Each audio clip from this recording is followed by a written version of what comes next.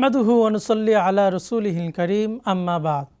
সুপ্রিয় দর্শক শ্রোতা, মহিমান্বিত মাস রমজান উপলক্ষে সময়ের মাসব্যাপী আয়োজন ইসলাম ও রমজানে আপনাদের স্বাগত জানাচ্ছি আমি নোমান বিল্লাহ।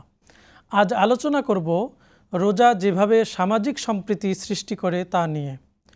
রমজান সমাজে নৈতিকতা ও মানবিকতার শিক্ষা দেয় এবং সামাজিক সম্প্রীতি সৃষ্টিতে গুরুত্বপূর্ণ ভূমিকা রাখে।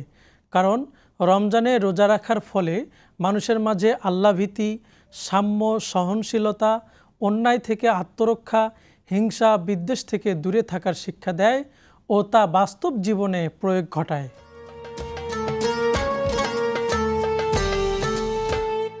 আল্লাহভীতি বা তাকওয়া অর্জন রমজানের অন্যতম লক্ষ্য।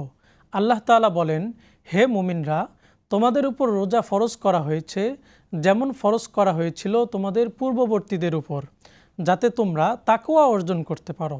আল্লাহ তাআলা এই আয়াতে রোজা ফরজ করে দিয়ে নিজেই বলে দিয়েছেন যাতে মানুষ রোজা রেখে আল্লাহভীতি অর্জন করে। একইভাবে রমজানে পাপ বর্জনের শিক্ষা দেওয়া হয়েছে। নবী করিম সাল্লাল্লাহু আলাইহি ওয়াসাল্লাম বলেন, যে ব্যক্তি মিথ্যা বলা ও সে অনুযায়ী আমল বর্জন করেনি তার এ পানাহার পরিত্যাগ করায় আল্লাহর কোনো প্রয়োজন নেই। তাই রোজা রাখতে হলে পাপ কাজ ছেড়ে দেওয়া গুরুত্বপূর্ণ।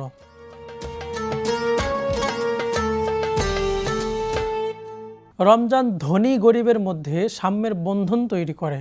রোজার মাধ্যমে ধনীরা গরিবদের কষ্ট অনুভব করতে পারে এবং দান খয়রাতে মনোযোগী হয়। হযরত আবদুল্লাহ ইবনে আব্বাস রাদিয়াল্লাহু তাআলা আনহুমা বলেন, রাসূলুল্লাহ সাল্লাল্লাহু আলাইহি ওয়াসাল্লাম মানুষের মধ্যে সবচেয়ে দানশীল ছিলেন। রমজানে তার দানশীলতা আরও বেড়ে যেত। একইভাবে রমজান ধৈর্য ধারণের শিক্ষা দেয়। নবী করিম সাল্লাল্লাহু আলাইহি ওয়াসাল্লাম বলেন, রোজা ঢাল স্বরূপ। কেউ যদি গালি দেয় বা ঝগড়া করতে চায় তবে সে যেন বলে, আমি রোজা পালন করছি।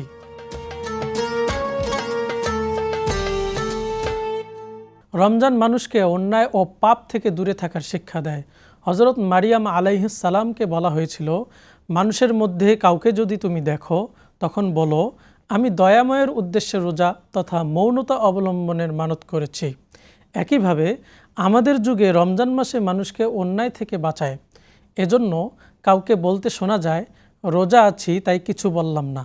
তাছাড়া নবীজি সাল্লাল্লাহু আলাইহি ওয়াসাল্লাম বলেছেন, যখন তোমাদের কেউ কোনো দিন রোজা অবস্থায় ভোরে উপনীত হয় সে যেন অশ্লীল কথাবার্তা ও জাহিলি আচরণ না করে। যদি কেউ তাকে গালাগাল করে বা তার সঙ্গে ঝগড়া বিবাদে লিপ্ত হতে উদ্যত হয় তখন সে যেন বলে, আমি রোজা পালনকারী, আমি রোজা পালনকারী। আর কেউ যদি ঠিকঠাক রোজা রাখে তাহলে আল্লাহ তাআলা তাকে মাফ করে দিবেন। মহানবী সাল্লাল্লাহু আলাইহি ওয়াসাল্লাম বলেন, যে ব্যক্তি আল্লাহর প্রতি দৃঢ় বিশ্বাস রেখে সওয়াবের নিয়তে রমজানে রাত জাগরণ করে, অর্থাৎ তারাবি ও তাহাজ্জুদ নামাজ আদায় করে, আল্লাহ তাআলা তার পূর্ববর্তী সব পাপ মার্জনা করে দেন।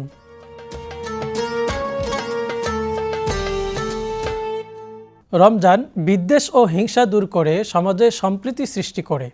রাসূলুল্লাহ সাল্লাল্লাহু আলাইহি ওয়াসাল্লাম বলেন, রমজান ধৈর্যের মাস।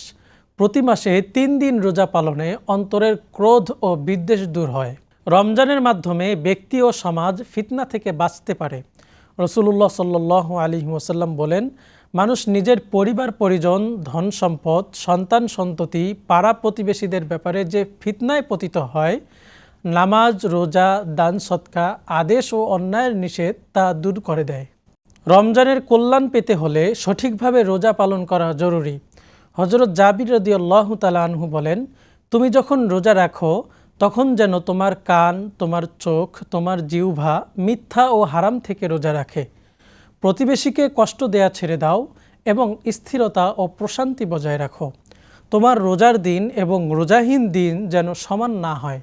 আল্লাহ তাআলা আমাদের সবাইকে সঠিকভাবে রোজা পালনের তৌফিক দান করুন। আমিন।